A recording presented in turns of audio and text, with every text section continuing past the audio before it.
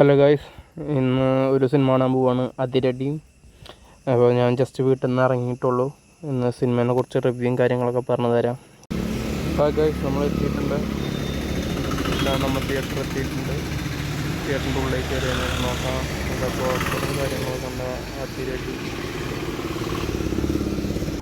Hi guys, നമുക്കപ്പോൾ തിയേറ്ററിൻ്റെ ഉള്ളിലേക്ക് പോയി നോക്കാം. ടിക്കറ്റൊക്കെ എടുക്കണം. ഈ തിയേറ്ററിൻ്റെ ഏറ്റവും എനിക്കിഷ്ടപ്പെട്ട ഭാഗത്തേക്കാണ് ഞാൻ വന്നിരിക്കുന്നത്. ഇവിടെ ഒരുപാട് സിനിമയുടെ പോസ്റ്റർ ഇങ്ങനെ അവരുടെ വാർഡിലൊക്കെ ഒട്ടിച്ച് വെച്ചിട്ടുണ്ട്. അത് ഭയങ്കര ഭംഗിയാണ്. കുറേ സിനിമ ഇവിടെ മുമ്പ് ഓടിയ നല്ല സിനിമകളുടെയും എല്ലാ സിനിമകളുടെയൊക്കെയാണ്. പിന്നെ കുറേ അവാർഡുകളൊക്കെ ഇവിടെ ഇരിക്കുന്നുണ്ടായിരുന്നു. പ്രേമലു അങ്ങനത്തെയൊക്കെ സിനിമ തുടരും.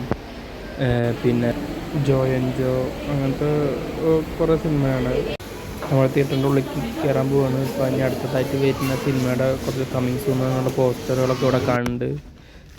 നമുക്ക് തിയേറ്ററിൽ കയറിയിട്ടുണ്ട്. നമ്മളിപ്പോൾ ആളുകളെല്ലാം കയറി തുടങ്ങണുള്ളൂ. എനിക്ക് ഏറ്റവും ഇഷ്ടമില്ലാത്ത പരിപാടിയാണ്. ഇവർക്കൊരു 5 മിനിറ്റ് മുമ്പേ കയറിയിരിക്കാനൊരു സമയം ഉണ്ടാവില്ല. സിനിമ ഓടിക്കൊണ്ടിരിക്കുന്നതിൻ്റെ ഇടയ്ക്ക് ഫ്ലാഷൊക്കെ ഇട്ടിട്ട് കയറി വരും. എന്തായാലും ഞാൻ ഫസ്റ്റ് തന്നെ കയറിയിരിക്കുന്നുണ്ട്. ഇനി എന്തായാലും സിനിമ തുടങ്ങിയിട്ടുണ്ട്. ഇപ്പോൾ സിനിമ കണ്ടതിന് ശേഷം എങ്ങനെയുണ്ടെന്ന് പറയാം. തിയേറ്റർ എക്സ്പീരിയൻസ് ഒക്കെ എങ്ങനെയാണെന്നും കോമഡിയൊക്കെ വർക്കായോ എന്നൊക്കെ നോക്കാം. ഇപ്പോൾ ജസ്റ്റ് സിനിമ ഒന്ന് കണ്ടിട്ട് വരട്ടെ. അതുവരെ ഒന്ന് വെയിറ്റ് ചെയ്യണേ ഗൈസ്. പടം അടിപൊളിയാണ്. ഒരിക്കലും മിസ് ചെയ്യാണ്ട് പോയെന്ന തിയേറ്ററിൽ നിന്ന് കാണണം. ഭയങ്കര ഒരു കളർഫുള്ളായിട്ടുള്ളൊരു ഇതാണ് എല്ലാ കാര്യങ്ങളും. ഗൈസ്, സിനിമ കണ്ടിറങ്ങി. ഒരു രക്ഷയില്ലാത്ത പടമായിരുന്നു.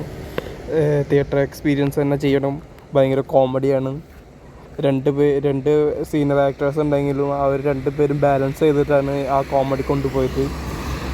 ഇതിപ്പോൾ ഞാൻ ഇനിയിപ്പോൾ വീട്ടിൽ പോവാണ്. വീട്ടിൽ പോകണമെങ്കിൽ മുമ്പ് ഇപ്പോൾ റോഡ് സൈഡിൽ നല്ലൊരു വ്യൂ കണ്ടപ്പോൾ നിർത്തിയിട്ടാണ്. Thanks to watch this video.